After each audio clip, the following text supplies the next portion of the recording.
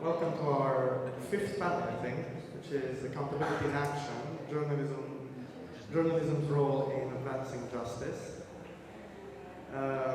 Feel free to come closer if you want, join us in the intellectual mosh pit. Investigative journalism is a key pillar within contemporary anti-militarism movements. Rigorous reporting has often exposed the political, financial, and corporate infrastructures that sustain war and repression. From uncovering arms supply chains and illicit surveillance networks to documenting violations of international law, investigative journalists play a frontline role in transforming hidden systems of violence into matters of public record and political consequence. We have with us today colleagues from across the region and further afield, and as we will hear, in some cases, simply reporting on the greatest injustice of our lifetime is an act of courage and defiance, and we should celebrate it as such. Today, we also want to examine journalism under genocide as a struggle between the duty to bear witness to a live-stream genocide and systematic efforts to suppress truth. We will highlight how, since October 2023, the genocide in Gaza has exposed Western media's compromised claims of objectivity. This has been and is being done through the marginalization of Palestinian voices, the circulation of unsubstantiated narratives, and censorship that obscures Palestinian suffering. Establishment media has not been merely ambiguous or cautious, but downright complicit in the slaughter of Palestinians, Lebanese, Yemeni, and more recently, Iranians at the hands of Israel and the US. It has manipulated language and statistics and has told people not to believe their eyes. It obscured and deflected criticism of Israel and ignored voices critical of the country committing genocide. It has framed the ongoing eradication of Palestinians as a natural phenomenon, something we can observe but cannot change, stop, or oppose. It resurrected language, such as terrorists, long abandoned by their own journalistic profession, and it silenced those trying to contextualize the liberation struggle and situate it in history, reducing the struggle to depictions of oftentimes imaginary violence. Violence for its own sake, they argued, barbarism. And just to show that I'm not sort of imagining things, not now, I'm going to quickly read you a short paragraph from a book that we should all read at least twice, How to Sell a Genocide, the Media's Complicity in the Destruction of Gaza, by Adam Johnson. This came out like a couple of weeks ago, and it's a really, really important book, in my opinion. So I'll be quick, I promise.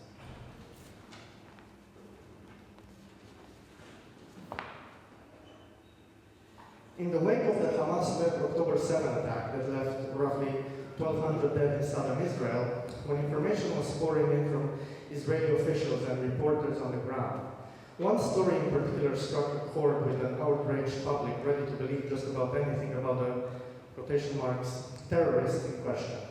The rescue workers had found the remains of about, and I quote, 40 beheaded babies at the Kfar kibbutz, one of the communities attacked by Hamas and other Palestinian militants that Saturday morning.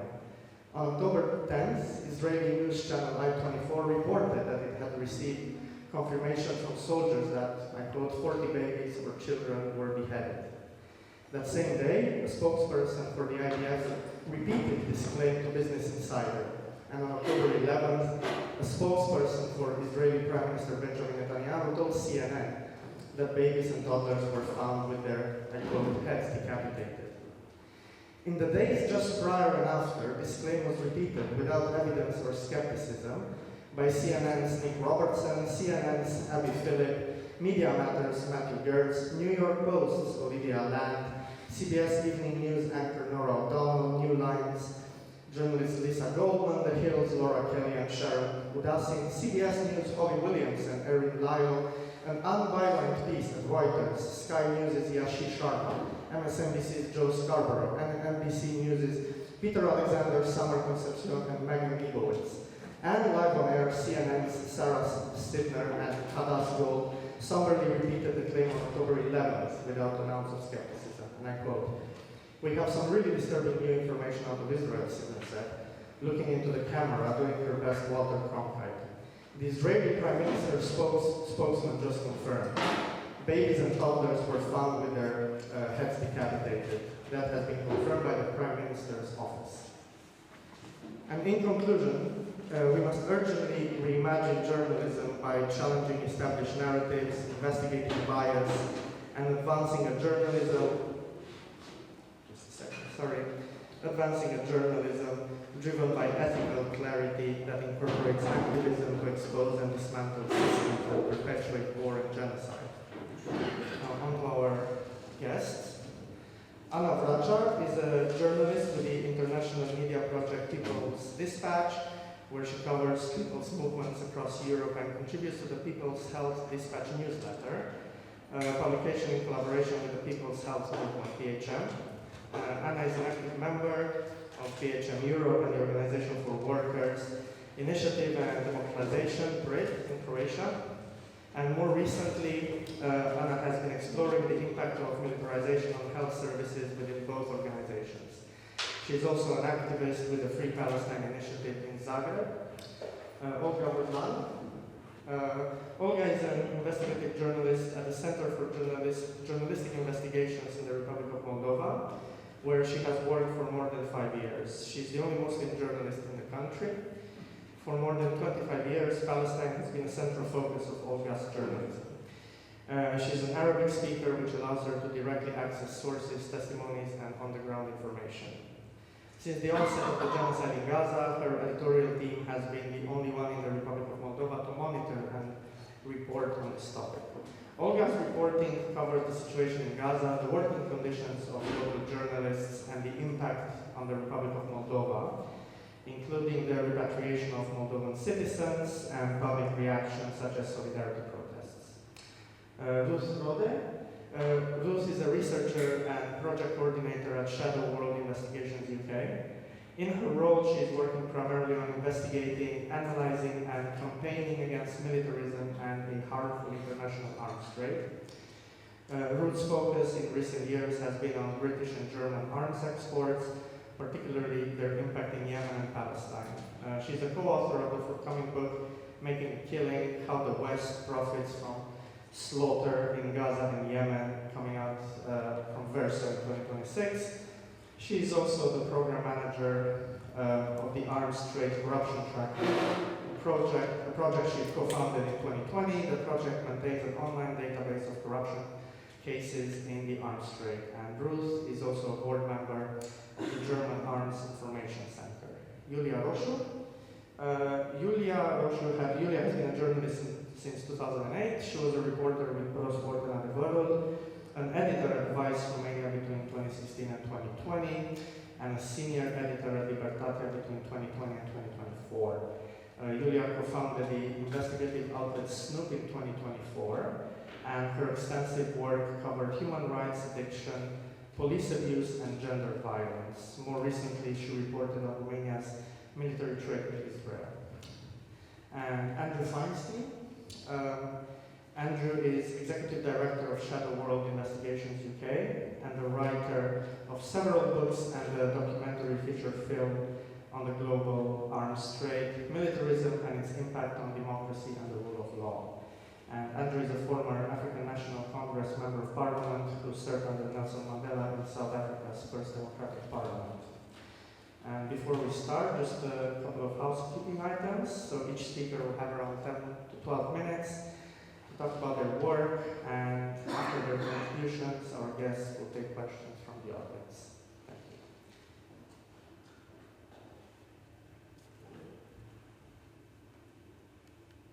Hi everyone. Okay, so thanks for the invitation and thanks Mark for the kind introduction. It's a real pleasure, of course, as everybody has pointed out over and over again, how great this event is, and it's great to be here. It's great to see such an initiative coming from Romania.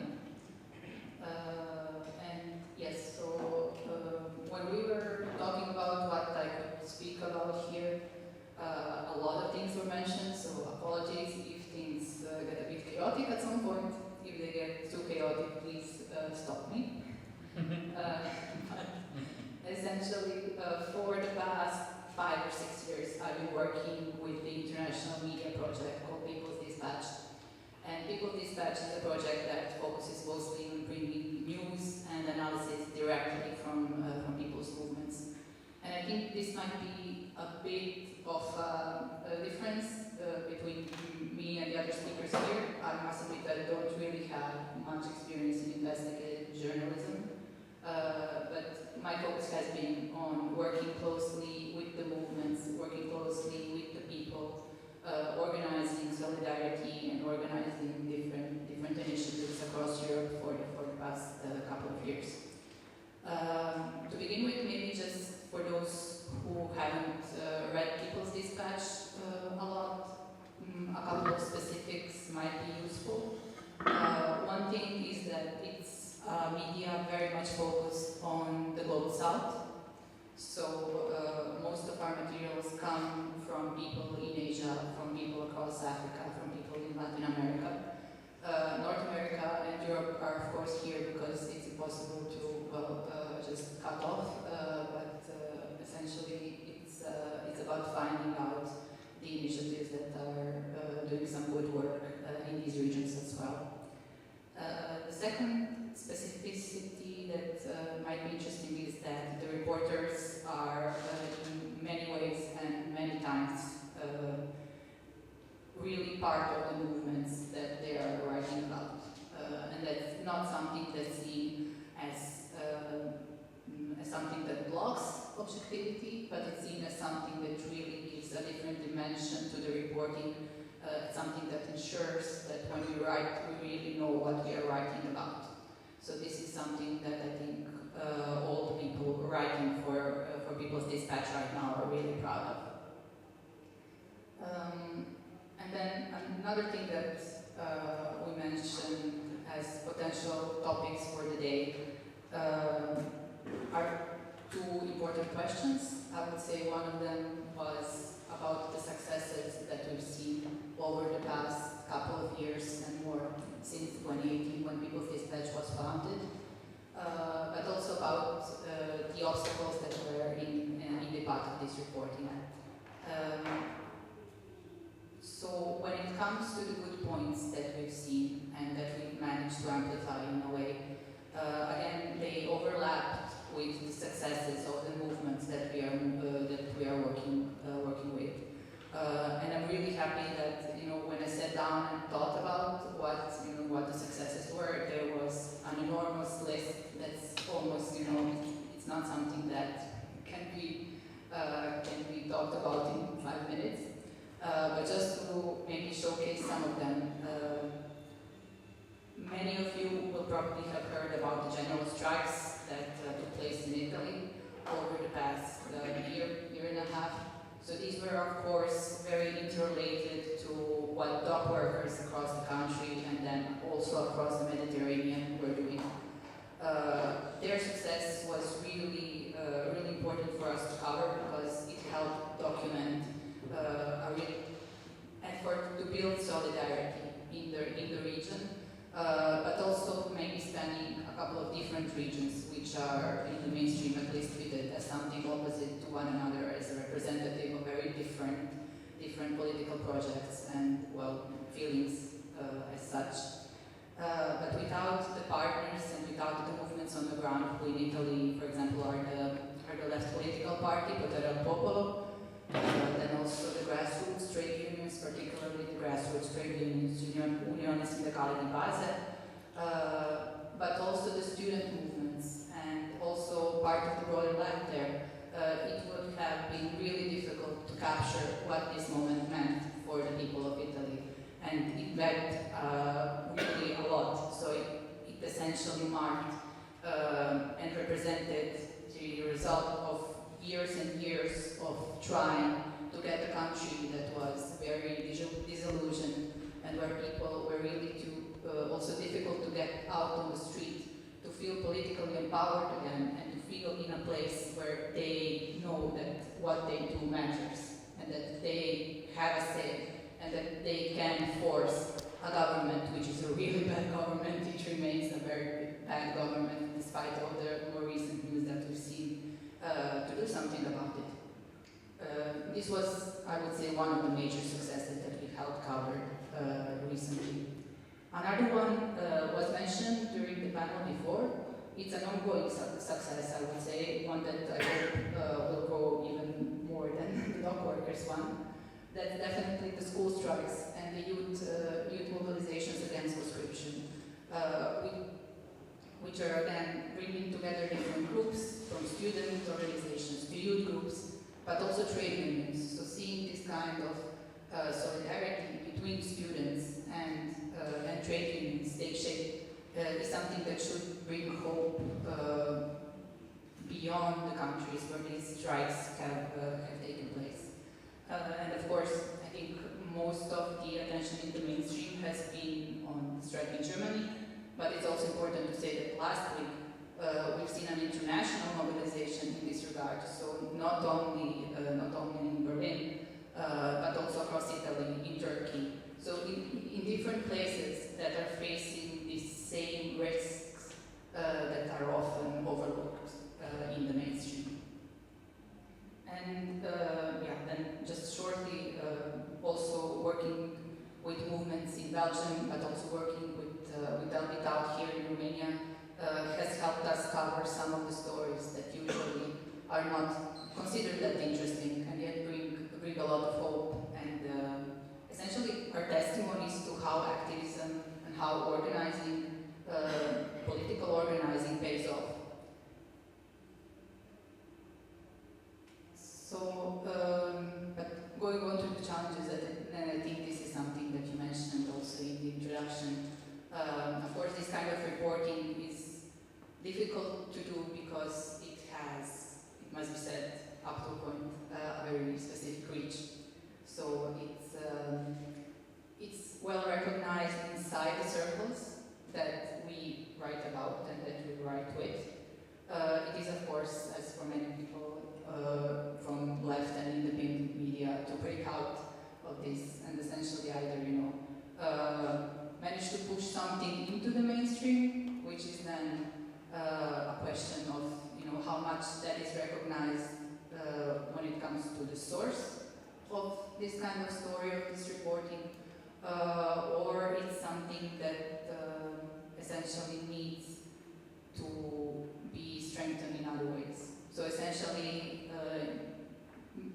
many times the reporting is something that's given back to the movements from where it originates, to spread news locally, to help link with other groups, and essentially to find a way of going forward. So this is something that's really important to keep in mind, that it's not reporting that stops once that it's out, once that it's published, but it's reporting that has an aim. It has an aim of amplifying this kind of political organizing. It has the aim of amplifying left political thought, and of getting people on the streets, of getting people involved in political organizations on their own. And from here I can actually pass to the conclusion, because the conclusion is more related to where I stand personally, and maybe this is also something that we talked about before and maybe we share a lot, is because I'm personally based in Eastern Europe. I'm based in Zagreb. So this kind of writing and this kind of experience of work with People's Dispatch has had different impacts on me. I started with reporting on health, but then moved on to writing about Europe, with the idea that movements in Eastern Europe should get more space in this kind of international space. And this is, of course, it's great, because as a comrade from BDS recently told me in conversations, that when you come to an international audience, which still usually means a Western European audience, people very often have the feeling that nothing is really happening in Eastern Europe, or that nothing can happen in Eastern Europe. And I think that's, it's a difficulty at many levels. At one level, it's because it shows that how little, sadly, we are still connected, and how little is understood about what has led to this kind of political disempowerment, we can call it that way, in Eastern Europe. And it's essentially the severing of ties between people, between communities that comes together with this restoration of capitalism that we've seen in the 1990s. So it's not something that's unplanned, it's not something that comes from being rooted in Eastern Europe, it's something that comes out from a very, very specific political and historical moment. And without understanding that moment, I think it's also sometimes difficult to find a shared language. It also shows in the reporting, because, so while my intention was to amplify the movements in Eastern Europe, at some point it becomes difficult because there's so much happening on in the West, right? The movements are going, especially if we talk about Palestine. At some point, the mobilizations in Spain, the mobilizations in the UK, the mobilizations in France, there were thousands and thousands of people there every weekend. So, explaining why this kind of mobilization, this start of a mobilization in solidarity with Palestine in Europe, when it has 100 people on the streets, it's equally important, it should be equally relevant, it becomes really difficult. But still, I think that it's something that with time, and with just, forcing people to speak to each other, it can be something that we are to overcome. And I believe that having this kind of discussions here really helps also for people from Eastern Europe to understand that there is a role to play, and there is a role that will only grow with time. Also because, of course, of the specific experiences here. It's something that gives you a very different perspective about what's going on in the world. Now, when you come to, mobilizing people and reasons for mobilizing people and ways to do that, that might be a different discussion. But, I think that's all. Thank you.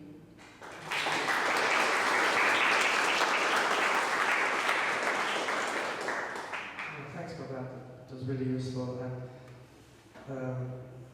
I just want to circle back to something you said, like, reporting coming from communities and so on. Let's say reporting coming from below, probably not the right phrase for it. Without being sort of lensed, primarily by a media organization with its own framework and so on. So I think that's very important. Thank you so much. Olga, you want to go ahead? I'll help with the presentation. I'll jump on the buttons.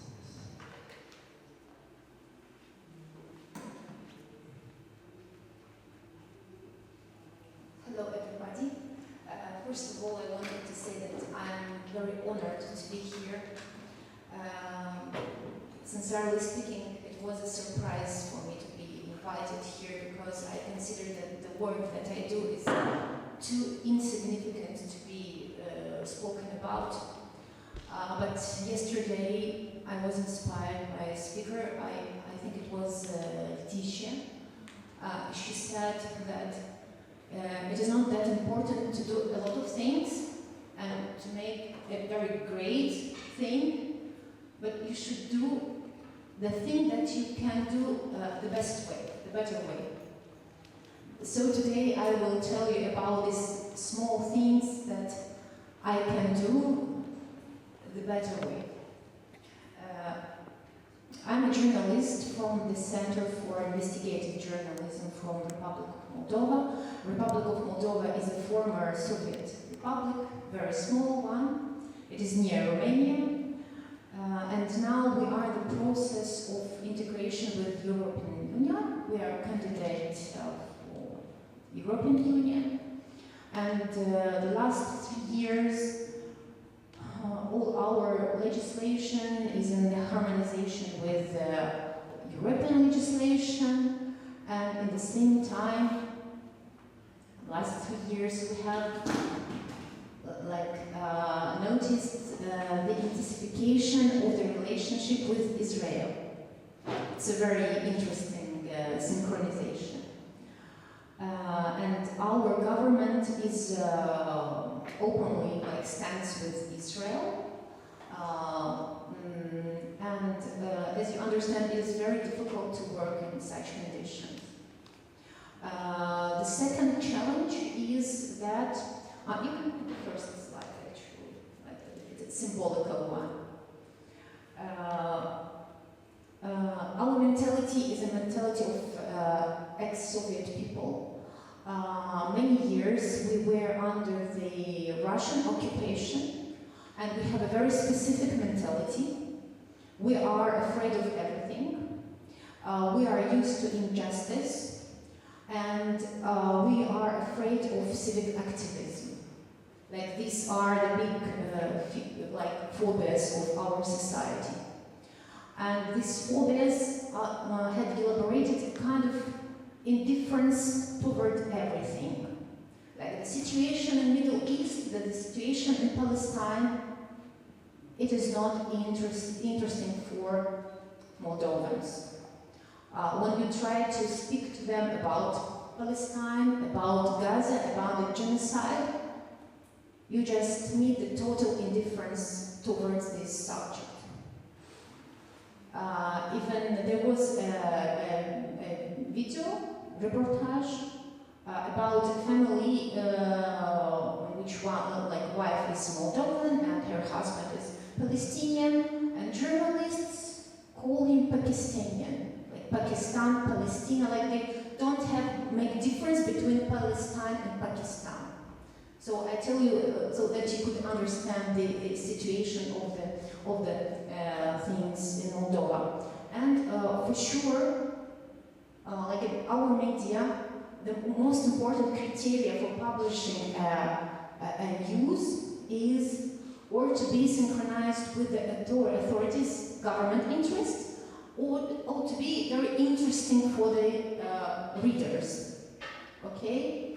So, and because these informations are not interesting, they are not published. Our mass media doesn't speak about the genocide in Gaza, about the situations in Palestine at all. This subject is absent in our media agenda. Please change the slide. Thank you. The news that was picked up by our media very actively, this is the unique news that was published and republished and shared. If you remember, last summer there were killed 5 Al Jazeera journalists. And I translated the title into English. 5 Al Jazeera journalists killed in an Israeli attack to Gaza. This is the title. This is not from the body or from the context, background of the news. It is a title. The Israeli army claims one of them was the leader of the Hamas cell. Okay? And there is the title. I didn't translate. They say that they accuse him to be a terrorist. So, there are a lot of people who will read just the title, they will not continue, and the information is received, and the word terrorist, or the the leader of Hamas cell, will be typed in their memory. We can change this, okay. And I'm very thankful to my chief, to my editor, who gave me the freedom to speak about Gaza and to speak about Palestine. And the first thing that we managed to do was, it's a kind of long read story about Moldovan women who were married to Palestinians from Gaza and lived for a long time in Gaza Strip, more than 20 years. Like their husbands graduated from Moldovan Medicine University, they are doctors, and after graduating university they went to Gaza and they lived there for more than 20 years and had big families, a lot of children, and these people were evacuated after this 7th October to Moldova, repatriated. And also a lot of news were written in our media about that the government made a great thing, this is an obligation of every government to repatriate their citizens. And all the media wrote about it. They brought these people, they lived them in the street, and this was the end of the story. But so that you could understand, these women, they lived in Gaza for many years.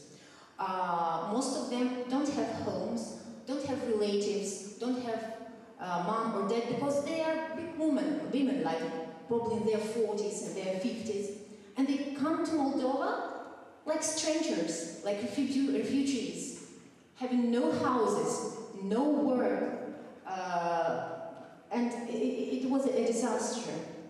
And I spoke to this woman, and I wrote about their stories. There were the photos from that they made in Gaza when they were evacuating, and from there the situation of their children, which were bullied, like it was an awful bullying of their children in Moldovan schools after they returned to Moldova, and no one continued to learn in Moldovan schools. They transferred to online learning by Palestinian program, that it was impossible because of bullying, and the government didn't do anything. There were small children who must have received a kind of monthly financial help from the government, and they do the impossible and waited until the children were 2 years old in order to, because when you are older than 2 years, you shouldn't receive this financial help. So even this thing they couldn't receive.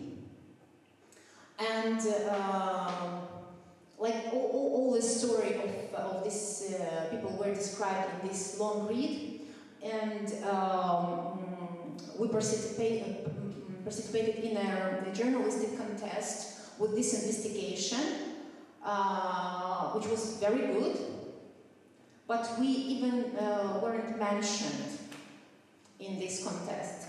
Next year, I wrote another investigation about toys, which was like we cannot make the comparison between this investigation and my investigation about toys, but the investigation about toys was mentioned in the journalistic contest because this subject is extremely interesting for families with children and for moms. Okay, we can go ahead. And another case which I'm very proud about, it is a case all Moldovan women whose husbands remain trapped in Gaza. So we have families which were evacuated like integrally, women, men and children, and there were 5 women which came without their husbands because husbands are doctors. And they say, we will not leave, we will do our duty as doctors. But when the situation became very extremely dangerous, they said that they want to come to Moldova, and it was absolutely impossible. And these women struggled a lot, but after our implication, like we sent a lot of requests to authorities, to the Ministry of External Affairs and to the Embassy of Moldova in Israel, repeated requests. When the situation began to move slowly. And okay, like I'm not investigated the arms trade and the militarization, all these things. Like I'm focused on very social issues, but sometimes they are so challenging, and sometimes it is so difficult for me to deal with some moments. For example, I was called by the consul of the Moldovan embassy in Israel, and we talked about this situation of the husbands that have right to be reunited with their families in Moldova. And he told with me in such an I don't know how to say in English, uneducated manner. And he said that, who said to you that the situation in Gaza is dangerous? Who said to you that situation in Gaza is not under the control? Where do you bring such information? Why these people are in panic? Like, everything is okay. Everything is under control. And he said that the problem is that we should demonstrate that these marriages are real. I said, these people are married for more than 20 years. And he said, it doesn't matter. And I said, they have small children. Like, small children are the biggest demonstration of the fact that these marriages are like real. He said, children can be made outside the marriage. And he's speaking, he's a consul in the embassy in Israel, and he knows the Muslims and how it is in Muslim families. And I was so shocked, and I was like, I felt I will explode, but I must have remained very calm and end the discussion, and then to filtrate all this dialogue and be able to write the article, as my editor-in-chief says to me, Olga, you should write it this way, that the reader by himself will understand what is the right part of the history. You should not suggest, you just should write it in very right way, which is very difficult for me because I'm a journalist, but at the same time I'm the mother of 5 Palestinian children. And it's always a dilemma for me when I write something. I think, am I a Olga journalist, or am I a mom of 5 Palestinian children who were crying every night after the 7th October and to have some mental problems because of this. Because the Palestine, every Palestinian has Palestine inside his heart. It is real, it is true. We can go forward. I forgot to say that the husbands were brought to Moldova. It was a success. But the tickets were paid by women.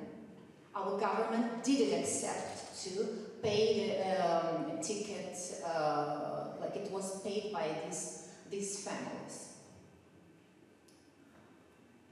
Okay, I said here about the conversation with the consul, and when I was writing the investigation, it is not an investigation, a long read about these families repatriated.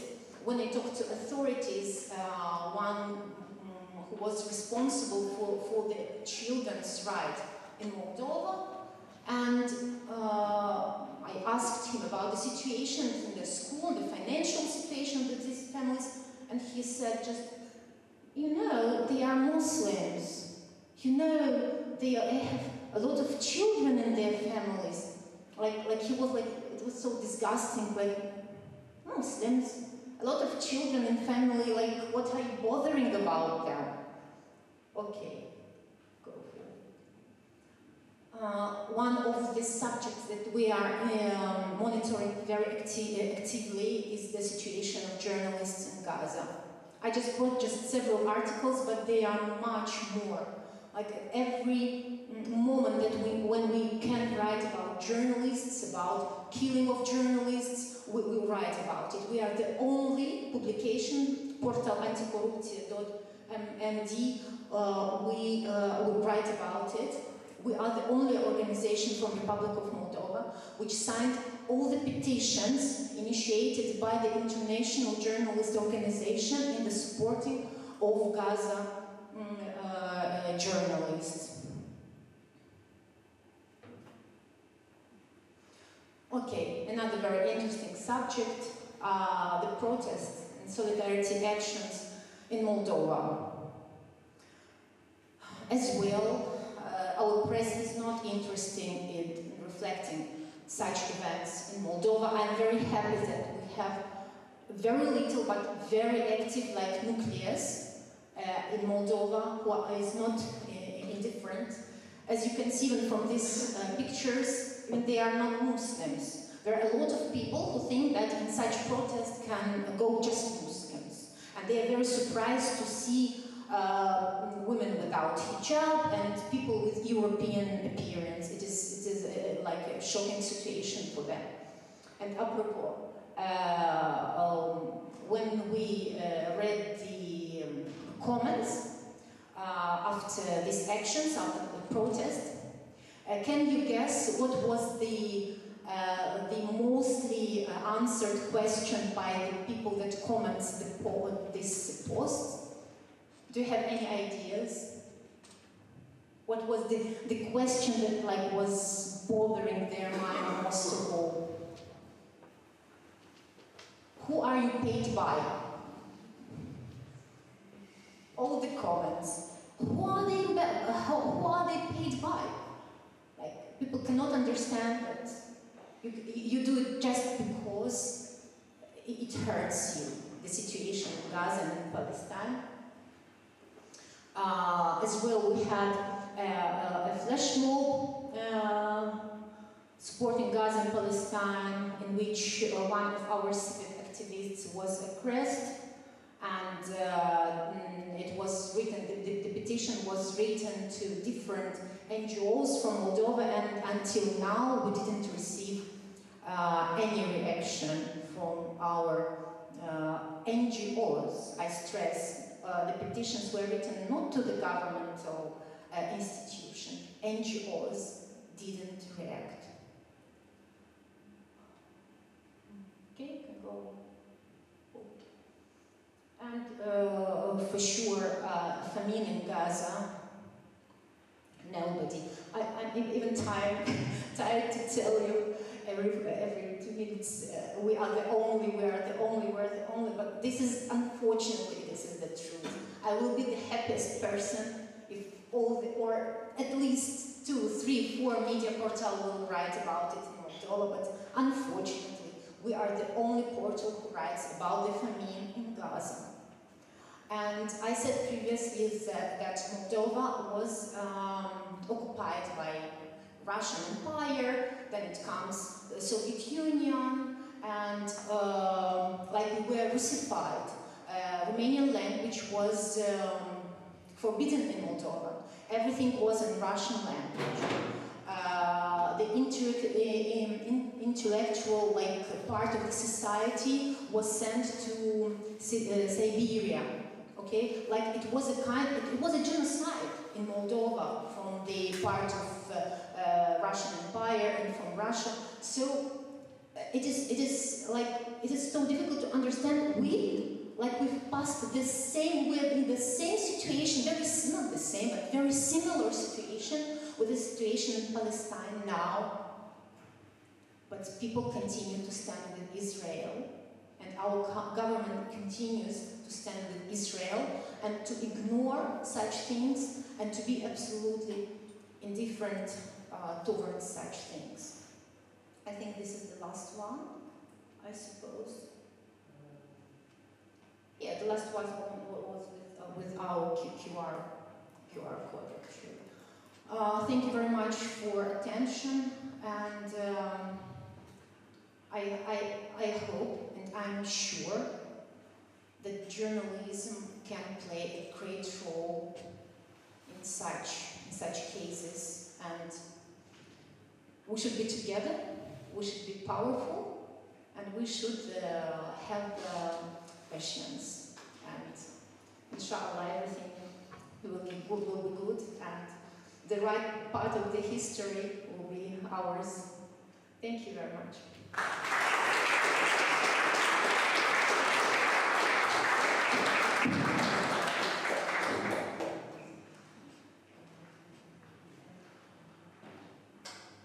Thank you very much.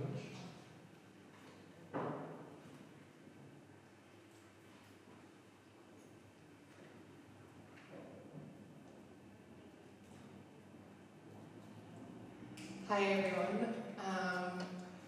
I think what I'm going to speak about really connects really well to what both of you have been saying. And first of all, let me say to you, Olga, your work sounds absolutely incredible, and I think you have no reason to minimize at all the incredible work that you're doing, because the kind of investigative work on, first of all, what you're doing is investigative work, but the kind of investigative work into things like the arms trade is completely divorced from reality if it's not connected to exactly the kinds of human experiences that you're reflecting in your reporting. And I think what I'm going to talk about a little bit is at Shadow Investigations, we aren't traditional journalists in the sense that we are not a newsroom, we don't have a regular publication, but we primarily work through books. We write long-form stories and investigations, and in fact, we are currently working on a book called Making a Killing, How the West Profits from Slaughter in Gaza and Yemen. It's coming out with Verso in November. We're about to wrap it up, and one of the things that we are doing in this book is we are trying to tell the story of the arms companies and the people who are making the money behind the scenes, the people who are actually getting paid and profiting from genocide. But this work would be meaningless without connecting it to the work that our Palestinian colleagues and our Yemeni colleagues have been doing on the ground. So we are telling the stories as well of Yemeni human rights activists who have done more than anybody to document the violations that have been happening in Yemen and through multiple wars. And we are working with a Palestinian journalist to tell his story. His name is Ahmed Anauk, who some of you might be aware of. But I want to mention Ahmed because Ahmed lost 21 members of his family in one airstrike in October of 2023 in Gaza. He's a journalist, and the fact that he has to go around into every news outlet under the sun and be subjected to the most horrible questions about the murder of his families, just to constantly relive his experiences, just to make people understand that him and his family are human beings who love each other and who miss each other and who didn't deserve to die, is absolutely horrible and horrific. And basically Ahmed last year actually approached Andrew, who's here on the panel with me, my colleague, with a question, and that question was, who made the bomb that killed my family? And that's basically the starting point of our book, and it's the starting point of how we see our work. Now, at Centrul Investigations, it's part of our mission to support people and movements with our research and our work. Similar to what you've been saying, we are less on, obviously we are a smaller team, and we focus specifically on the topics that we're talking about, like corruption and anti-militarism.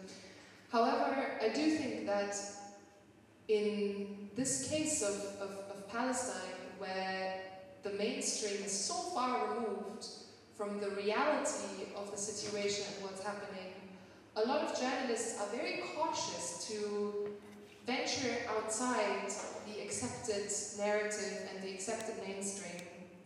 And I know that I'm preaching to the choir when I say this, but I just want to remind people that there is no such thing as value-free journalism. The only difference between what people like you are doing and people like us are doing, well, I guess we go a little bit further, but the only difference between the people who are called quote-unquote activist journalists and the mainstream media is the kinds of values that are being upheld. So, in the mainstream, journalists have to follow all kinds of objectives that are outside of what we would consider good traditional journalistic perspectives. They have to follow, they have to go where the clicks go, where the money goes, where oftentimes their owners of the media houses are directing them to go. And a good example of this is, in fact, Europe's largest media organization, Axel Springer. Let me talk about this. Axel Springer, as I said, is Europe's largest media organization. They publish Europe's largest newspaper, or at least, yeah, it's a German language newspaper, but it's Germany's, I think, Europe's most sort of distributed, or the EU's most distributed newspaper. And they just bought the Telegraph in the UK, and the first thing that they told their journalists was, we have certain values here, and you must stick to those values in reporting, and one of those values is Israel's right to exist. Now this is the neutral journalism that we're being told is the gold standard of what everybody should be aspiring to. Obviously, yeah, so that's obviously insane. You also, at the same time with Axel Springer, have the situation where they actually have a subsidiary in Israel that's profiting and advertising for properties in the occupied territories. And the head of the company has an Israeli Presidential Medal of Honor. So this is the neutral mainstream journalists that everybody is running from scared, especially in Germany, because they publish this. It's seen as a populist newspaper bit, but it's very influential, and they scare people into silence. And by the way, the only reason we know about this occupation part is because of good, value-driven, investigative journalism by a German journalist called Hanno Hauenstein. So somehow, a private company that is there for profit, that makes their journalists commit to the existence of Israel, that makes money of the occupation, or one of its subsidiaries does, that get honored by the Israeli government, those people are acceptable in the mainstream. But people who oppose genocide are not. So there is no value-free journalism. There is only journalism that values upholding the mainstream, or the status quo, and there's journalism that values other things. And that doesn't mean that journalism and activism are the same thing. I also don't think that necessarily journalism and research are always the same thing. Obviously, at Shadow World Investigations, we have a very specific commitment to supporting movements with our research. That's obviously not something that you should expect every media organization to have. I think there is a lot of value in having good reporting that is clearly where you can clearly differentiate between the editorial position of the paper and the facts on the ground. I think the example that you gave, in fact, is excellent. Like, you can write from a perspective where you clearly have values in your reporting, and you're still presenting your reader with enough evidence to make up their own minds about the stories that you're telling. And I do think, the journalists in the room probably know this. I don't actually know where this comes from, but like, the idea about journalism that is fair, journalism doesn't mean the same thing as reporting on all sides of any given situation equally.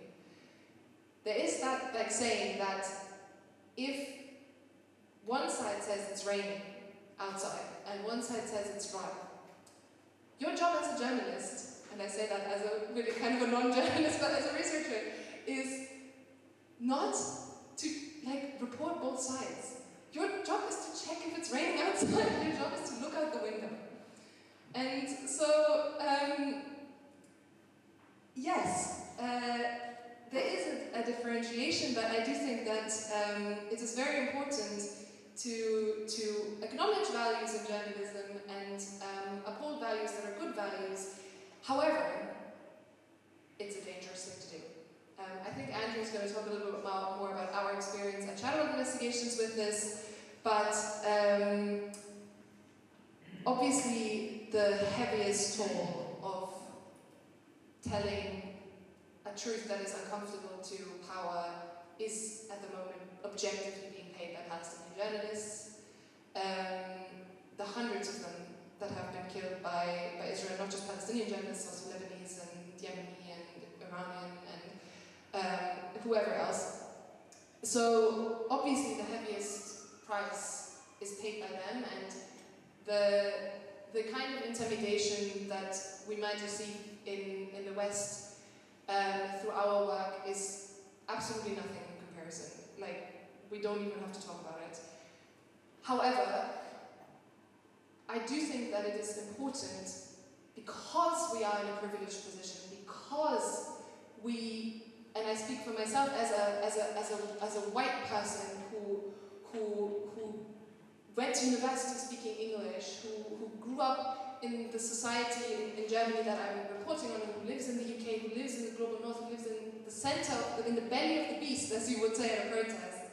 It is extremely important that we are seen supporting the work of these people, of these journalists that are more in danger than us.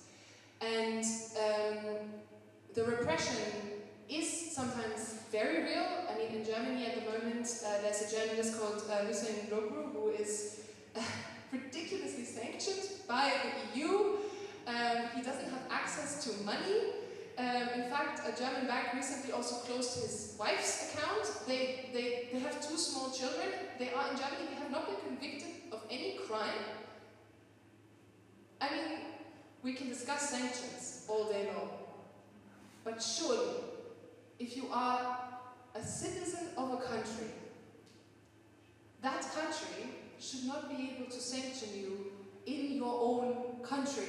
If somebody has committed a crime, you prosecute them, and they get a punishment, no due process, nothing, just the complete destruction of this person's ability to live. And I mean, we're seeing this similarly with other in other lines of work. I mean, the US sanctions that are severely affecting prosecutors at the ICC, that are affecting people like Francesca Albanese, that are affecting the kind of legal work that can be done, like sanctions on certain organizations that make it hard for other people to work with them, to bring legal cases and so on. So it is really, as I said, it pales. I think their experience is, there are very real risks to doing this kind of work, even within the imperial core. However, obviously, like the primary risk is faced by Palestinians. But it is, I think, our duty as people who have that privilege to be as visible as we can, because the investigative journalism that has been done, especially on arms issues, it has not just exposed more of what's going on and exposed the public to the complicity that's undergoing. I actually want to give a huge shout out to Vlad and some of the other people in the organizing team of this event who've done amazing research on Romania's complicity. And at SWI, we very strongly believe that knowledge isn't power by itself. If we're just reporting in to avoid, what are we doing? But without knowledge, there is no power. If our colleagues at Declassified UK don't investigate that a British arms company is sending weapons to Israel via Belgium, then there is no way that a Belgian organization could then go and say to their authorities, actually, do these people have a license to ship weapons through Belgium and stop the shipment, which happened just 2 weeks ago or so. However, I also think that with the knowledge that journalism is, or good journalism is the basis of power, and this is my last point, comes a lot of responsibility to make sure that our journalism is responsible, that it is accurate, because people are making decisions about what court cases to pursue, where to protest, what to do based on the reporting that we do. And it is our responsibility to make sure that people do this based on good information. Maren from the BDS movement mentioned this yesterday. Good information is the basis for good activism, and activism without good information can get people in serious trouble. And so it's very important to be as responsible as we can so that we can maximize our impact while staying true to values both of being opposed to genocide and being fair and truthful and not descend into like a populism that is not helping anybody.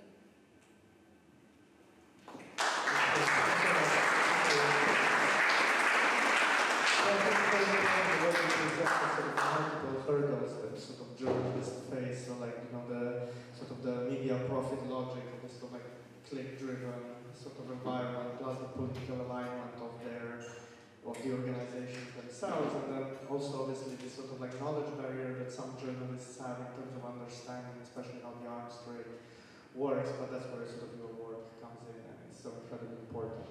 Thank you for that. Julia, do you have the next?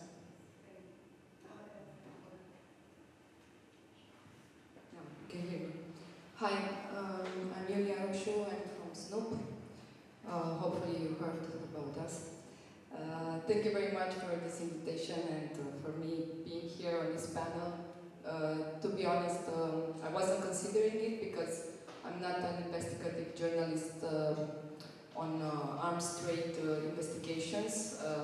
It was the first time I looked into arms and military equipment and everything that me and my colleague Ada Constanda, she's not here today, but she was an important co-author of this article.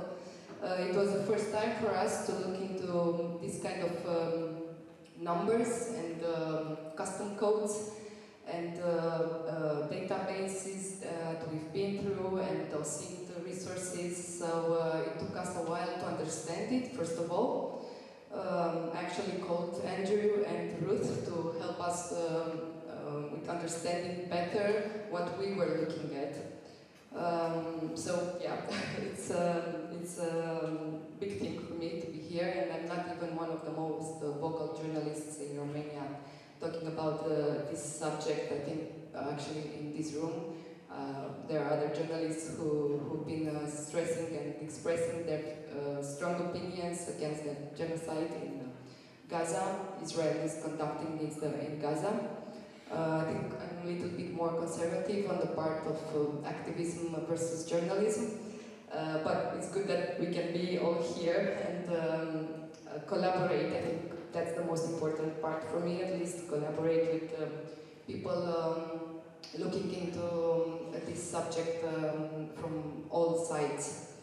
I will talk a little bit about our investigation. I'm sorry I don't have a presentation. I think Olga's was very good, and I think those of you who know the mainstream media in Romania know that there are a lot of similarities with what Olga presented us from Moldova, and that mainstream media and the framing and the bias that we find in the mainstream media is also the same in Romania. For us, it wasn't difficult to publish anything because I co-funded Snoop. We are an independent outlet, so we publish what we can discover and what we can expose, and as accurate as we can. So we didn't have any obstacles in our publications for this. But it's not easy, and as an independent outlet, we don't have enough resources maybe to go even deeper in this kind of investigations. Ours was data-based investigation. We actually collaborated with a journalist, a Romanian journalist, Ștefan Cândea, who is based in Portugal, and with journalists from the Ditch. I think you mentioned them earlier in the other panel, who are doing great work, and with journalists from Greece as well. We obtained these documents first in our first investigation we published last year, documents showing a manifest of a shipment for 2 tons of mortars from Constanța port to Haifa in August 2025. So we started from this document and we tried to find out more about that shipment. In Romania, we've never spoken about arms trades in any way. I think we are not specialized, and maybe there are some journalists here in mainstream media that have been writing about the military subjects or subjects that totally would know more than us about arms and equipment and military equipment, but they haven't covered this subject. Nobody actually did cover this subject. I don't know why. I don't want to assume that they didn't want to. Maybe it's just a matter of resources or sources that you have. So yeah, our investigations was the database, the document-based. We looked into the officially import database from Israel because their database is out in the open, actually. We went through more than 70,000 import records from Romania. Of course, not all of them. When you look at an import record, you have to see the number and the codes under which that record is done, and after that to see if those numbers are actually falling into the category of military equipment. And every category has subcategories, so I think we stayed about 3 days to understand one code, because yeah, we weren't experts, we just looked into it. That was when I called them to explain it to me, because maybe you remember it, like the 9 category is that code that ends with 90, and even though the category itself was military, these last 2 numbers, it said other. So for us, I'm telling you this because for us it was very hard to understand if we can put that in a military, exclusively military category for the products that Romania sent to Israel. So that we can accurately write about this, because many of the products are under dual use products. So in that case, you cannot say for sure, as a journalist, in my opinion, if they are used in a war where they kill civilians with those products, or if they are used in infrastructure or anything like that, in civilian duties. Yeah, but I think maybe Andrew can tell you more about this part of dual use. So yeah, it took us a lot to understand these codes and to go through all of them, and then to add up the sums in this database to understand how many million of euros Israel paid for these exports from Romania. And I will read you some numbers I took out from the UNCHEC's reports, the Ministry of Foreign Affairs. Okay, so 2020, so the values, military export values to Israel. 2020, it was 29.8 million euros. 2021, 50.8 million euros. 2022, 53 million euros. 2023, the year the war began, but it began in October, okay, 59 million euros. And then we asked for these UNCHEC's reports because they stopped, the foreign ministries stopped publishing these reports, even though before 2024 they used to publish them every quarter, I mean trimestrial, yeah, you understand. They were published often, but they stopped publishing them.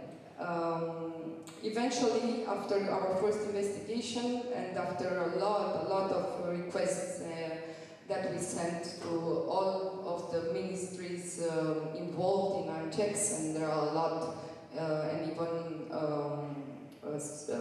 secret services as well, and the customs never replied to us. So after that they published the reports. So for 2024 it was 75.8 million euros. So it was 17 million euros more than the year before. And in 2025 it was 78.3 million euros. So after 2023, Israel became the most important in terms of value of money country for Romania to export their military products. Okay, we also asked the foreign ministry if they made any risk assessment for the licenses that they gave, because you can give licenses a year before, and you can stop giving them if you make a risk assessment. This happened in other countries. It happened in Italy, for example, even though they support the war with sending weapons over there, but they said that they stopped the licenses. It stopped in Spain, it stopped in Ireland, in Slovenia. So we asked them if they made any risk assessment for these licenses, and the first answer they gave us, it was not in the public interest. So yeah, they didn't say anything. The second time, because we insisted over about 6 months, the second time they said that they looked into the licenses rigorously, and all licenses respect the EU law and the Arms Trade Treaty. So there was no problem with all these licenses for Israel. The number increased as well from 2023, when we had 16, to 26, and for the last year there were 33 licenses for Israel. So in Romania it didn't go down, it just increased, and yeah, I suppose it helps us I don't know, cover the deficit in terms of money for our country. So this is something that we find out looking at these reports and in the databases in terms of money. Unfortunately, in terms of freedom of information requests, we didn't get any answers, so we had to look somewhere else. And we looked at the companies that produced the products sent to Israel. And of course, Elbit is one of the most important companies, but it was another company as well, GRR International, who was funded by a former director in Romaru, and 2 other Israeli citizens. One of them was in an executive position for Elbit, so this company is in Romania, and they are producing different equipment, sending them to Israel and to Elbit system. When we contacted the administrator of this company and asked if they have any concerns about their products being used for killing civilians in Palestine, he answered, and I will read his answer, just a second. He said, I am a supplier, Israel is a client, and I respect the law. I'm not interested in what the client does with the product. So, yeah, I think this is a quote that captures something very essential, and you can all understand what it means. And it's not like a corruption in traditional way. It's not like we're asking the state to be moral, because I think it's a bit naive of us to believe that during this times a state is moral.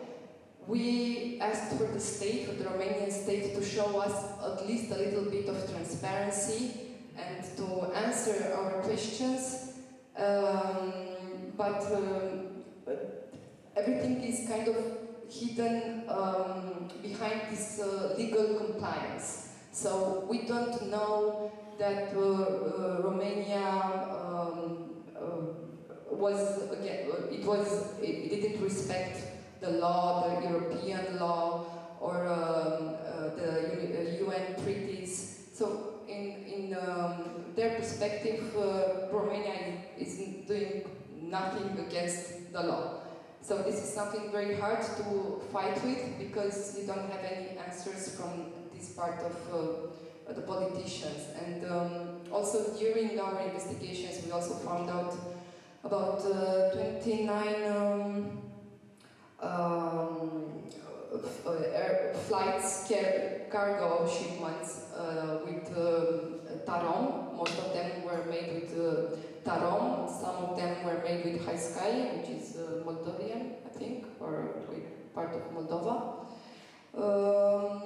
Yeah, so most of them were with this procedure, and we asked the Ministry of Transport if this is legal, and they did reply that it is legal. And I know this kind of transfers were also made in Greece, for example, and Australia, I think, as well. And during these investigations, the first one was published in October, and the second one was published in February this year. This one covering the air flight transports. But in both of these situations, in October last year, while we are investigating the arms trade in Romania, came Gideon Sar, Foreign Ministry of Israel, meeting with President Jordan, with the Prime Minister Ilie Bolojan, and with Oana Tsoyo. And he also showed his gratitude for Romania being a consistent partner for them in this war, and being against any sanctions against Israel from the EU. So this is a thing that it was public. And the second visit, it was made by Sorin Grindeanu and their delegation in Israel, actually. That was in February this year. And they even took pictures with Benjamin Netanyahu, and they said that they had a good partner in Israel. Romania has a good partner in Israel. So I think this kind of shows our picture, the whole picture for Romania and where we stand right now as a country, and the reasons why our politicians don't talk about it, because they don't talk about it even if they are asked. Of course, mainstream media doesn't actually ask these questions in press conferences. Again, I don't know, maybe because we have a lot of other issues here, internal issues, and we know them, but this has been going on for 3 years, so I think we had a little bit of a time to ask ourselves if this is how we want to represent the genocide in Gaza in our media here in Romania. I think that's about it. If you have any other questions, I can answer, please. Thank you. Thank you so much.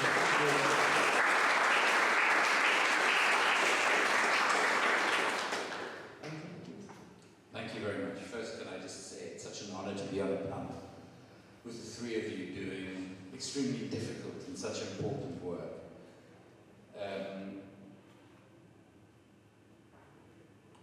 This is not an original statement, but you've probably heard it before. The first casualty of war is And the reality is that we exist in a world of constant war and constant lies. And it's not just that evil orange blob in the White House, but even in what is supposed to be the mother of parliaments in Westminster in Britain. My own MP in my own local area is Keir Starmer, our Prime Minister. In Camden, where I live, we say of Keir Starmer, the only good thing about him is that you never have to guess when he's lying. Because every time his lips move, you know he's lying. And this is someone who was a human rights lawyer, who was the director of public prosecutions in the United Kingdom. Edward Said, brilliant Palestinian academic, described how power repeats untruths until they have the force of truth.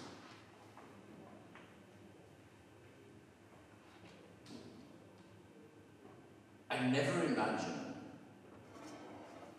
I would live in the world we're living in today, where to oppose a genocide is to be a terrorist, is to be an anti-Semite, in my case a self-hating anti-Semitic Jew. The pop psychology drives me to distraction. But I never imagined a world in which lying has become so commonplace, so instinctive, and is taken by so many as the truth. And I grew up in apartheid South Africa, where we were lied to constantly. And I believe that the mainstream or commercial media is as responsible as those who finance and corrupt our mendacious politicians. The media has utterly failed us. They don't challenge or question when politicians speak such obvious untruths, such indefensible untruths. They sit there and they note it all down and they repeat it all. We shouldn't be surprised that we live in this labyrinth of lies, because the only way you can sustain such an obviously unequal, unjust, and murderous system is through lies, authoritarianism, and repression. And we've seen that manifest in the United Kingdom, where Ruth and I are based,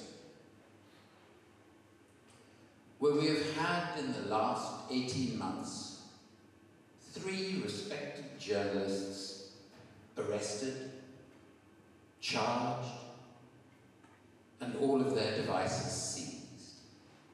Why? Because they support the Palestinian struggle.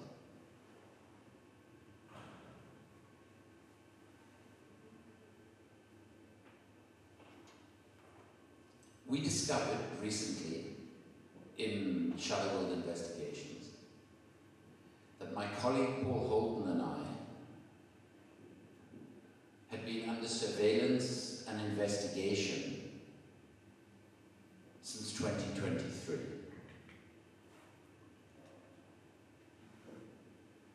We don't know whether it's because Paul was working on a book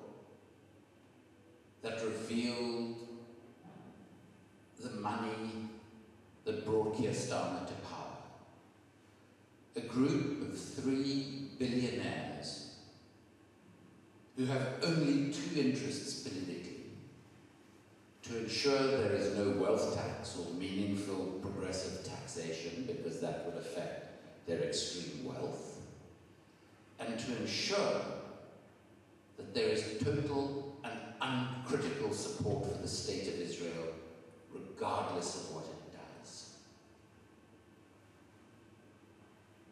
We don't know whether it was the organization that these 3 people funded, an organization called Labour Together, which brought Keir Starmer first to lead the Labour Party based on a manifesto of lies, and then to become Prime Minister based on another manifesto of lies.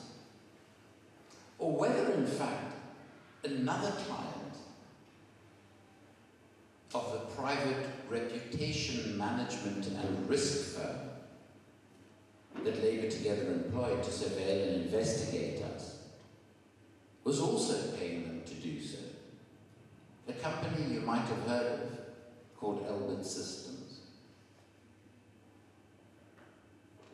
Because in 2021, I did a roadshow around the United Kingdom with a rapper called Loki to recruit people for an organization, the name of which I'm not even sure I can say, even though I'm sitting in Bucharest and not in London, because that organization has been prescribed as a terrorist organization.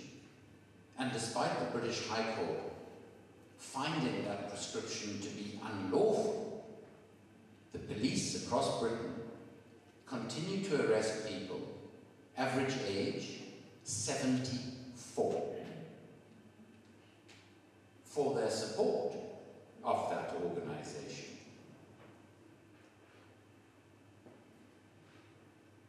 We produced a book, I'm trying to think how long ago now, 8 months ago maybe? Oh my God, time has gone quickly. We produced a book with something called the Peace and Justice Foundation, which is run by Jeremy Corbyn. It's called Monstrous Anger of the Guns: How the Arms Trade is Ruining the World and What We Can Do About it. On legal advice, we can no longer promote that book because it has a chapter in it about direct action, written by the organization whose name I'm not sure whether I can mention. That is the state of British democracy. And the media, commercial and mainstream, are largely silent, mostly supportive of what our government is doing. And they showed us support in the interests of journalistic balance. So, how as a journalist do you report about a company like Elbit Systems in a balanced way? On the one hand,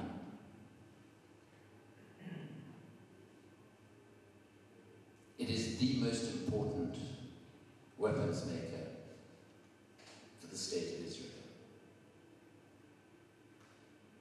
Central to the ongoing genocide and the slaughter of tens of thousands of innocent people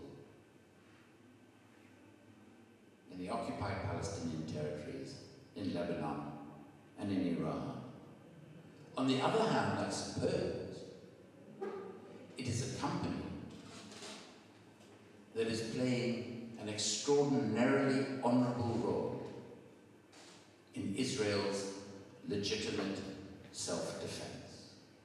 And its attacking of the hospitals, schools, homes, libraries in which militants are hiding. Is that what journalism is supposed to be? Because anybody who would write both of those things should not be allowed to print a single word.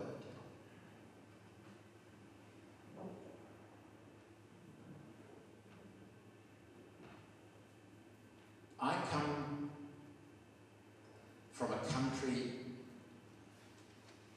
where struggle seemed instinctive, because the injustice being committed against 83% of our fellow citizens was so obvious, so extreme, and so repulsive. So for me, journalism has always been in pursuit of justice. I saw no other purpose for it. Yes, I understood that the mainstream media in South Africa was a propaganda arm for the apartheid state, but I could never have described it as journalism. And it comes within a context that I think is important not to ignore. And that is what late-stage neoliberal capitalism has intentionally done, is destroyed our creativity, destroyed our ability to imagine a different world, a better world, a fairer world, a more just world, a more peaceful world. Because such a world is not as profitable to the people who today exercise power. But a journalism of content doesn't mean being a propagandist for progressive or radical ideas. It means conducting your craft honestly, with integrity, and ensuring the veracity of your content. Put differently, looking out of the window.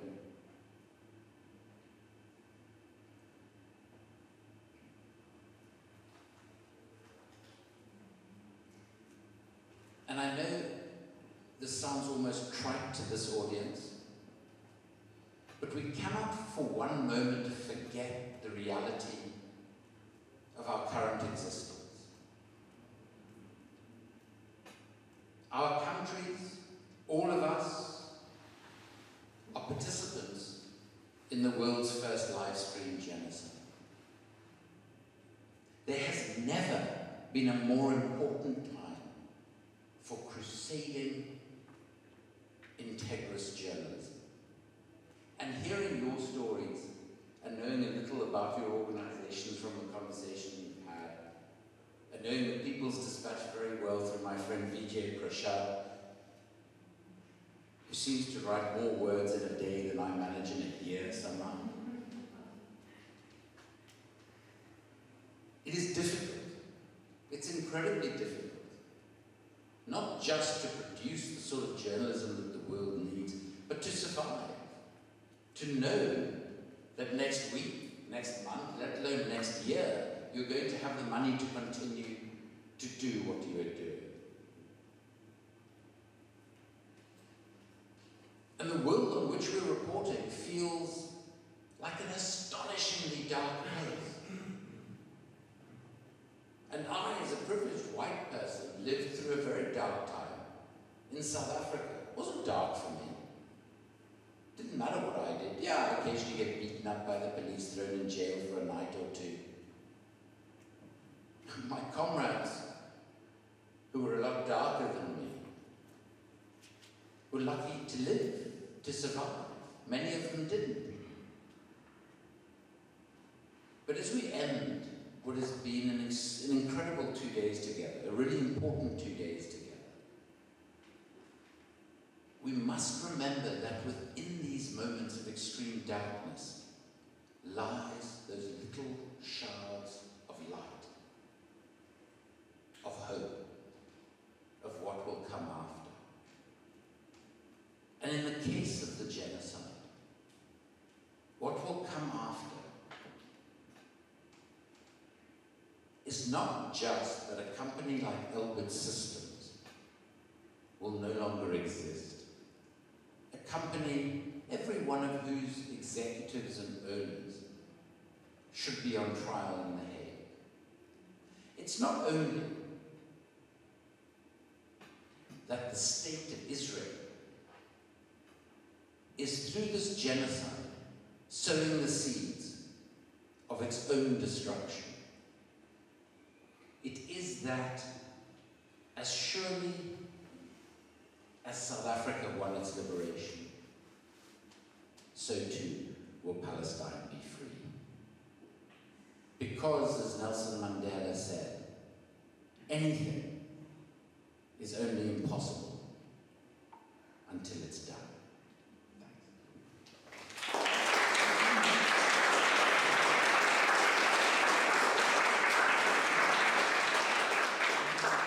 Thank you so much, Andrew. Thank you to all of our contributors. I'm going to go straight to questions. So I think we have a floating mic in a second.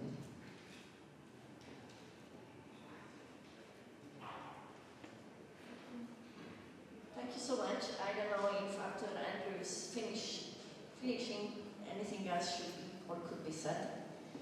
But anyway, just a remark on Olga's presentation. Very much appreciate your work in that repressive environment.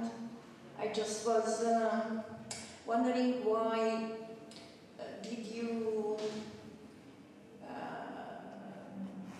turn to an argument or an explanation about why the mainstream media is so indifferent to what's happening in Gaza, and you related that to Russian occupation. And I wasn't wondering if you referred by Russian occupation to the Socialist Soviet Union, Moldova being part of that. Because if that's so, we should remember that the Socialist Soviet Union was supportive of the Palestinian liberation movement, and there was this socialist politics of peaceful coexistence and socialist state supportive of all decolonial liberation movements across the world during the Cold War period. So I wouldn't interpret today's indifference through this explanation, but most importantly, I would interpret what you also said, that strangely enough, Moldova started its accession process to the European Union when it started to increase its collaboration with Israel. So I would say that this appropriation to the European Union, which today is a militarized, genocidal part of the problem, it's the cause of the indifference of mainstream media in all of the countries. So it's not the socialist past, I guess. Absolutely right. Even when I was thinking about what I will talking about, I didn't know how exactly to delimitate these two things. You are absolutely right about the standing with Palestine in our Soviet past. I remember myself being probably 3 or 5 years old, and when I was hearing from the TV, which my parents and grandparents were watching the news, and they were saying, Sector Gaza, and I said, what is gas, like gas, something in the kitchen? Like this, my remembrance from my childhood, they were talking about Gaza always in our Soviet past, exactly, and people were informed, and they were on the side of Palestine, that's right.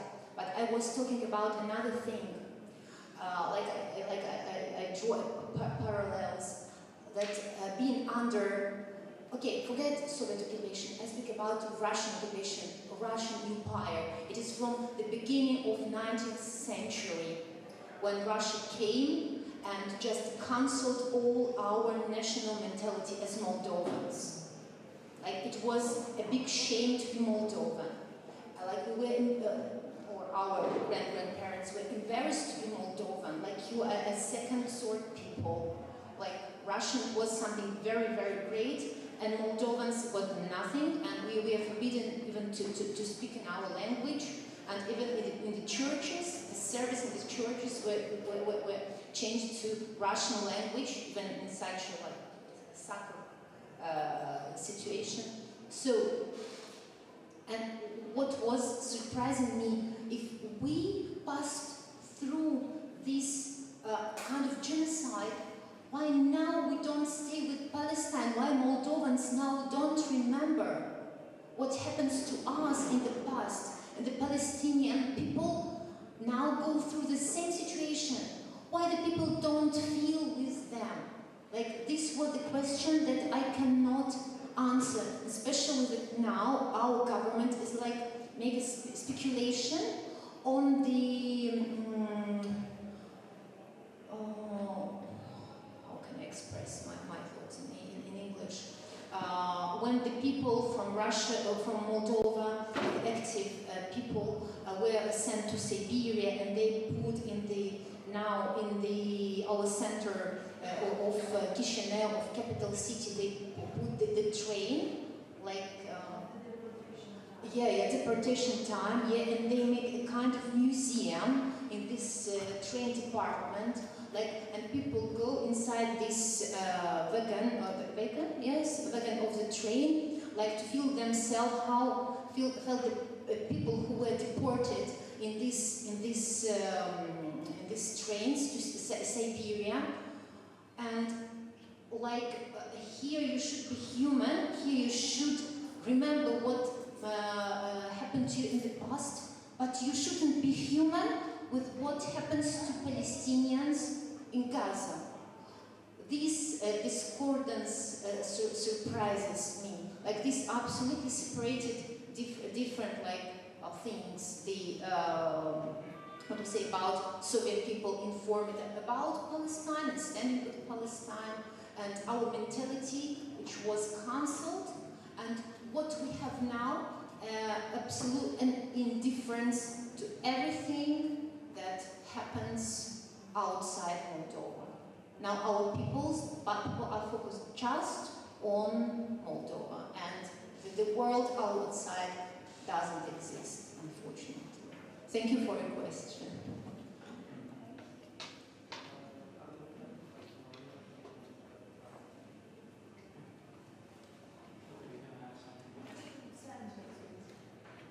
In Moldova there is a saying that is circulating, we have to fight the bigger evil. And for Moldova, the bigger evil is propagated to be still Russia and what is happening in Ukraine. And all the medias are still focusing on, this is the bigger evil, what are we talking about Gaza, who is Gaza for us? So they are trying to unfocus the population. All right, thank you so much for this presentation. I've learned a lot of new things today, and I've also thought about a lot of questions myself as a journalist, and I guess I have a question for all of you.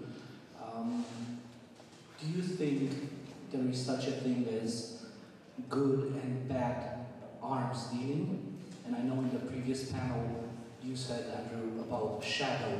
You talked a lot about how this is done mostly in the shadow and how murky it is and how questionable it is. But hear me out. My question to each and one of you is, in your professional capacity, where do you draw the line, and based on what sort of requirements between, let me give you an example, arming Ukraine, Romania arming Ukraine to resist in front of the Russian occupation, and arming Israel to commit a genocide, or, taking sides of the criminal Iranian regime in Tehran just because right now they're fighting the big bad United States, completely crazy Trump administration. So where do we draw these lines, and based on what sort of requirements each and one of you pay in your day-to-day job?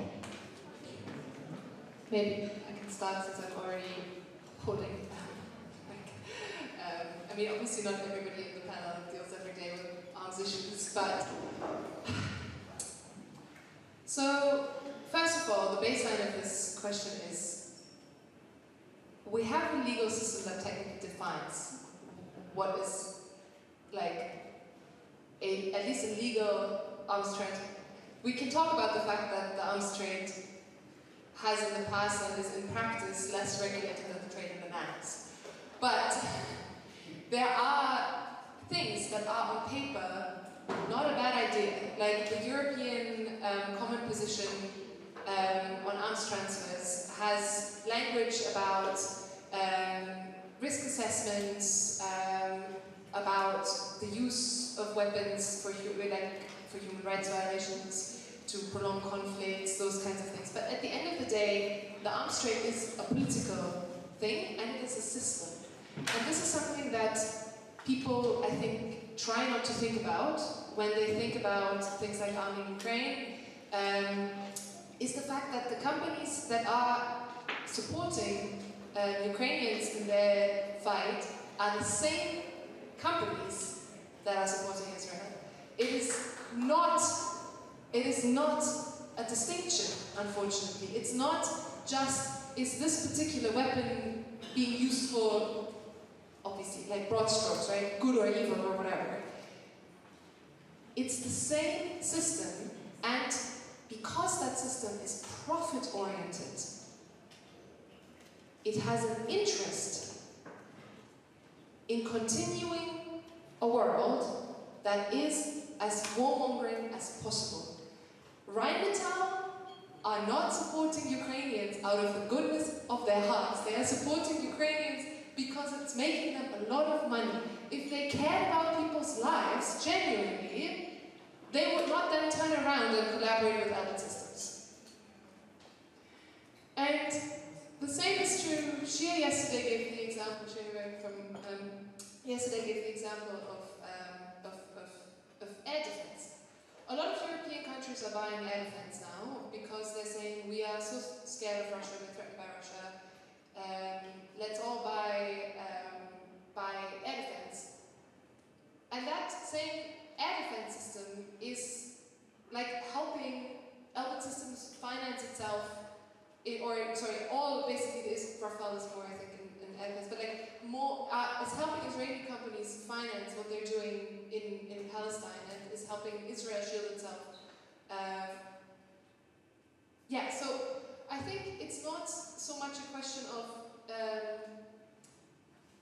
each and everybody, I think, there can be a diversity of what I think are legitimate opinions about the level of existence of weapons in our world. Like, the reality is that we have an international arms trade.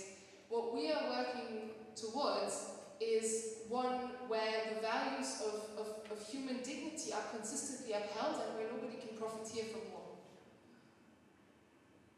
That's what I would say about that.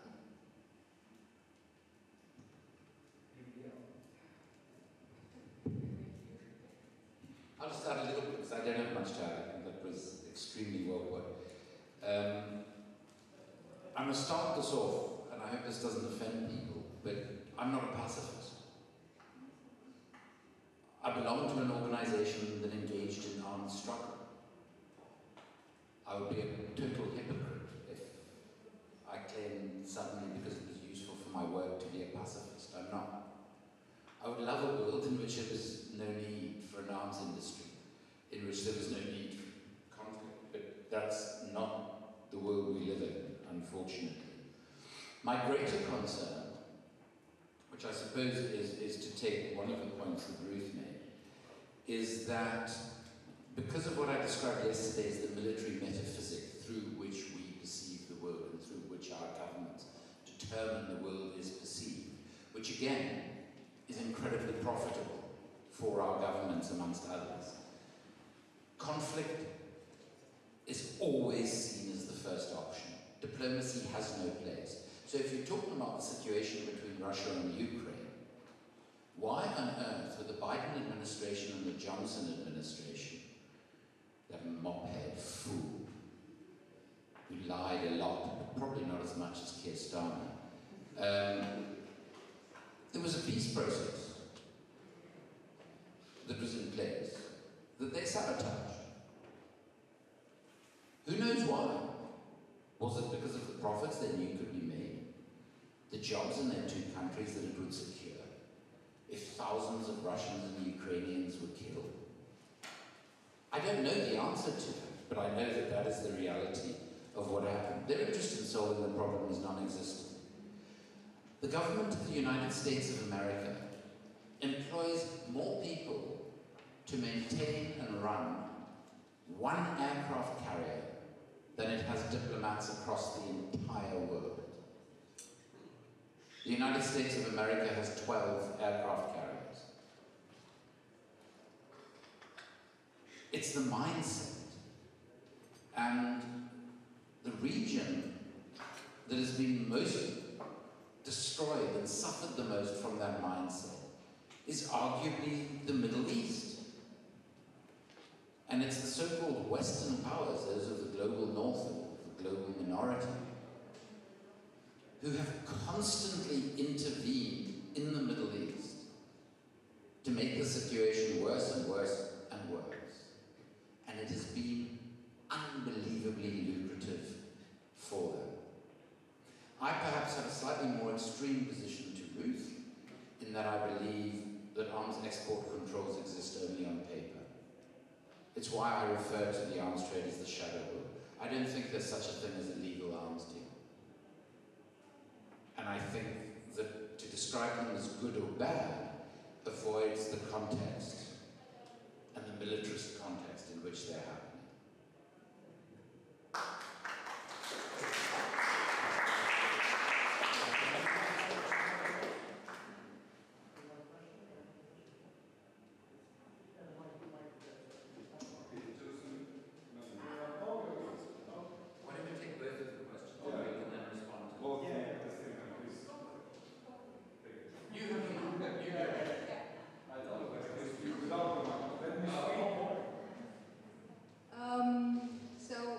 My question is about, because you all tackled the question of knowledge and of knowledge and information, and how independent media has this purpose of making visible information that is not covered in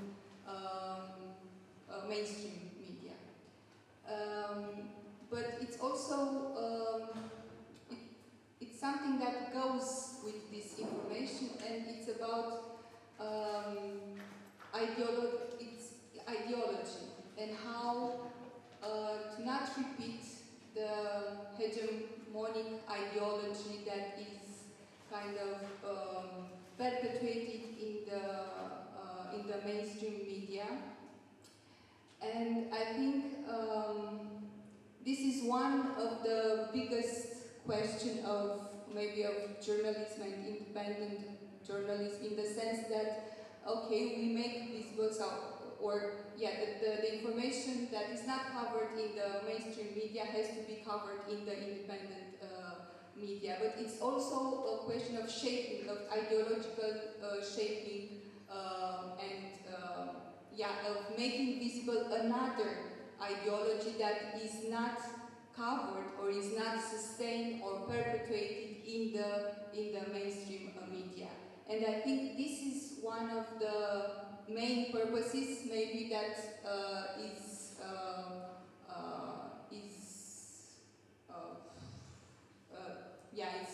primary to independent journalism, and especially I think here also in Eastern Europe, where another type of ideology is an ideology that goes against the anti-communist ideology.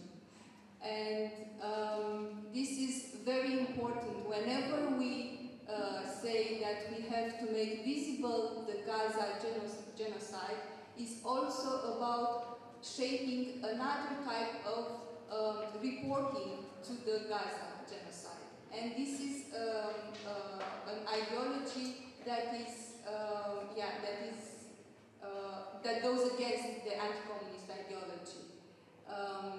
And I think this also comes with another type of imagining the world that was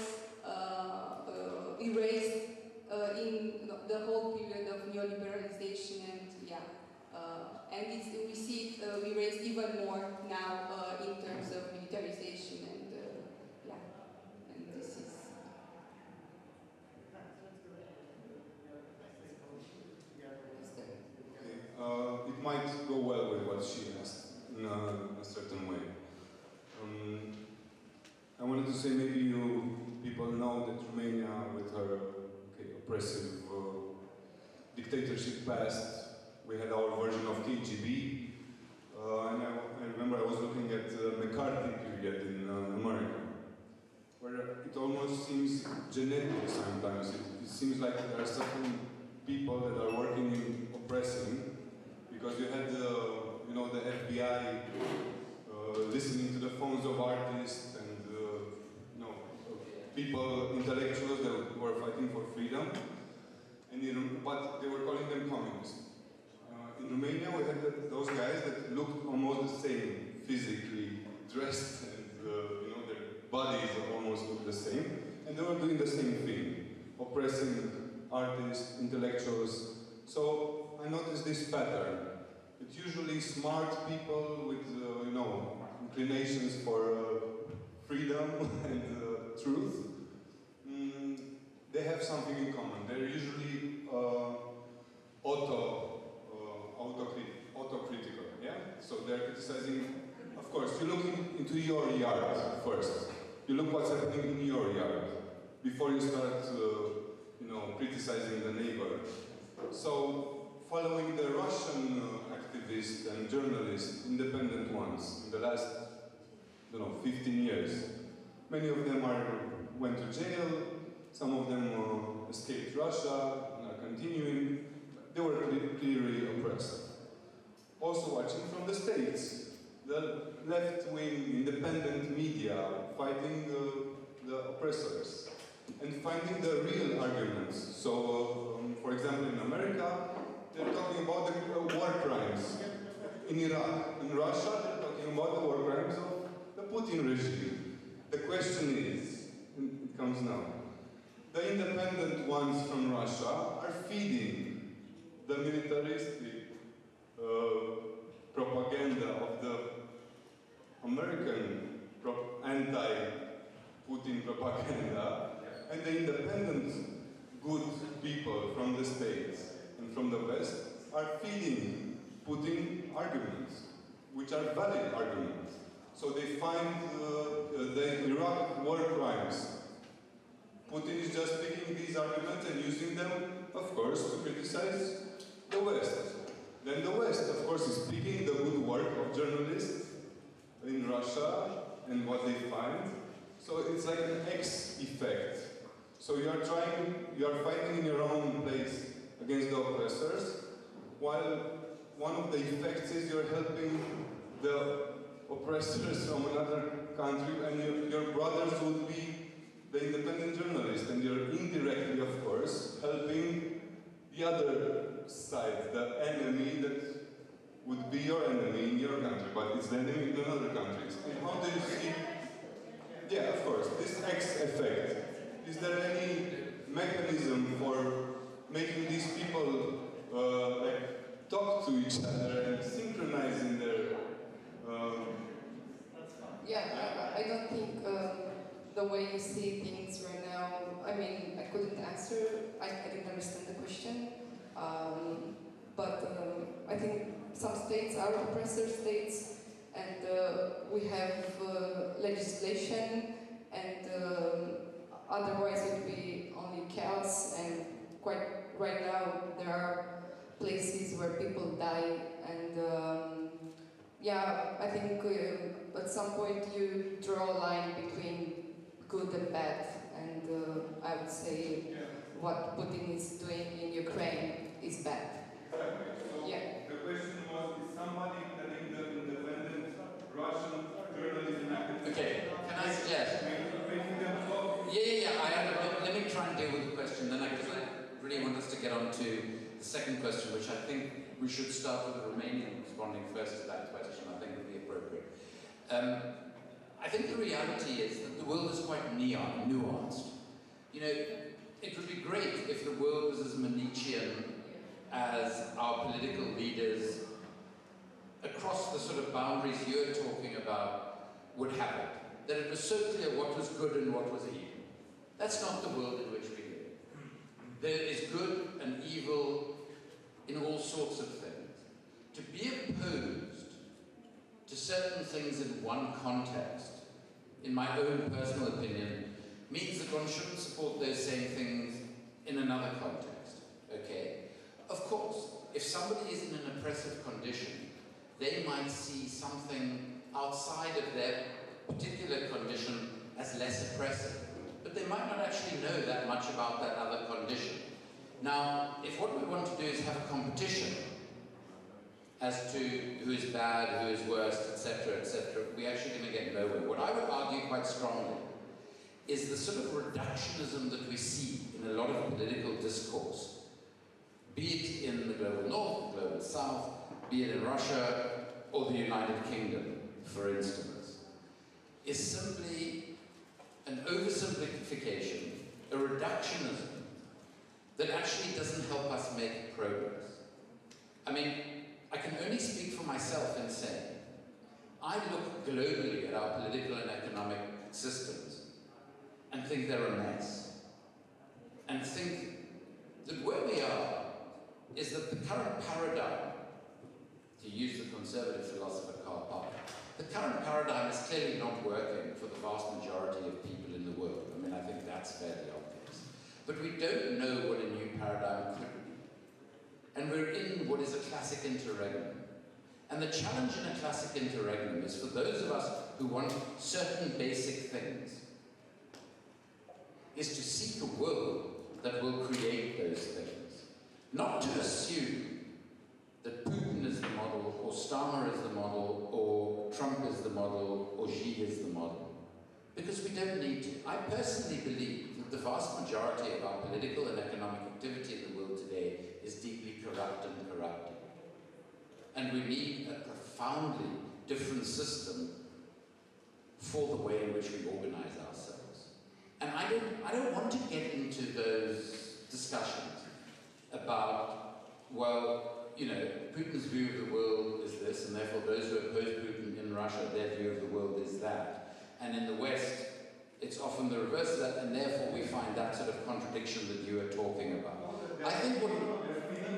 Of course but they're only feeding each other in an incredibly simplistic understanding of the world. And it's the understanding of the world that our politicians in all of these countries want us to operate within. And I'm saying, we've got to say, excuse my language, F that.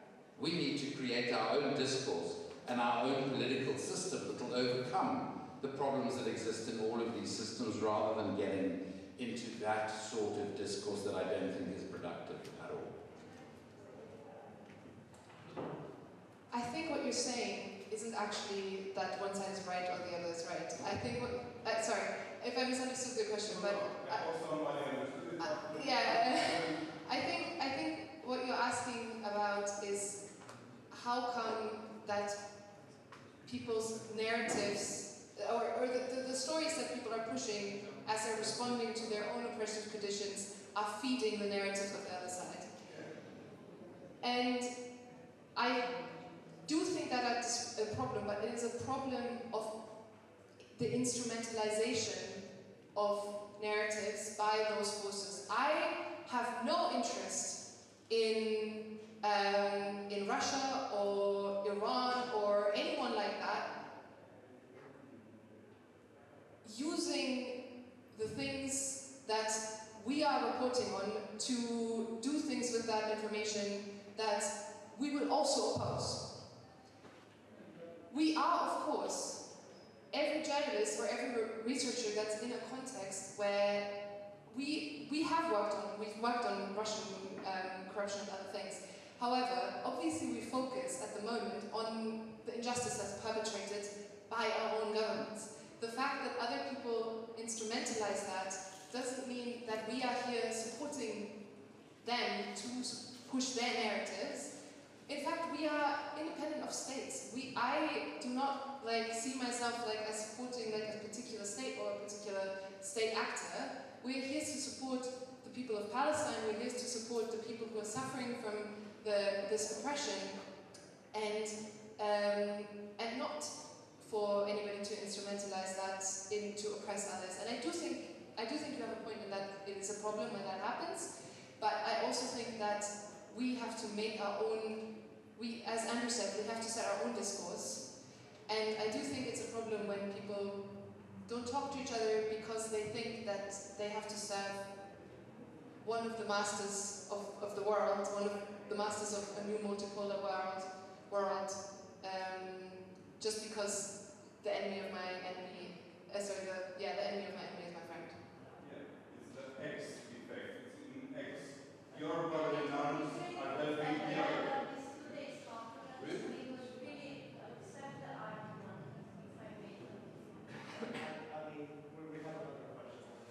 Can I maybe? Sorry, no, I just wanted to come back to the first question maybe a little bit. Yeah, so I think it's an incredibly important question of how rediscovering another ideology in Eastern Europe can be aided, for example, by independent media and how that is done. Of course, I also believe that the anti-communist agenda that is being pushed on all countries of the region is an extremely daunting situation to be working in, because it's simply on top of all the obstacles that we've talked about here today, about what kind of so essentially how the mainstream that dictates what's a legitimate topic to report on and what's not. That's even worsened by the fact that you're not supposed to mention that there was, I think, as you mentioned before in the panel, that there was essentially a different reality that at least attempted to look very differently to what we're seeing today. And maybe just to come back to what I mentioned before about the BDS colleague who shared her perspective about Eastern Europe, and she's not from here, so she essentially started working with movements in the region relatively recently, and I think that it's a useful thing to hear how people who are actually standing in solidarity with movements here perceive the region to be, and it's a very accurate, I think, analysis of the situation to say that essentially I'll speak for myself as Eastern European and currently Croatian, maybe not Croatian with Yugoslav, but we are people defeated. So not defeated in a historical way, but at the moment we are people who have very little aspiration or hope or imagination to see a different future. And that's a result of a process. And it's a process that has to be countered by a similar process, by a strength which is currently not there. And when I say strength, I mean a movement. There is no political movement which is able to offer this kind of road back or road forward, maybe even better to say. So I'm not sure that there is a specific answer to the question. I think it's something that's up to the people here to build together, and that's also something not said easily, because as part of the movement, I know how frustrating it is. I mean, it's a very difficult, it's an infuriating process to be part of, because there's a lot of different opinions, there is a lot of difficult things to hear. But at the same time, I mean, everybody here has stressed that essentially it's a good sign that people who are thinking differently are sitting together and just insisting that that can be done, and that can be translated then into journalism, into media work. That's something that's at least the first step. It's a very small step, and it's, I think everybody's impatient, but I don't see a different path forward.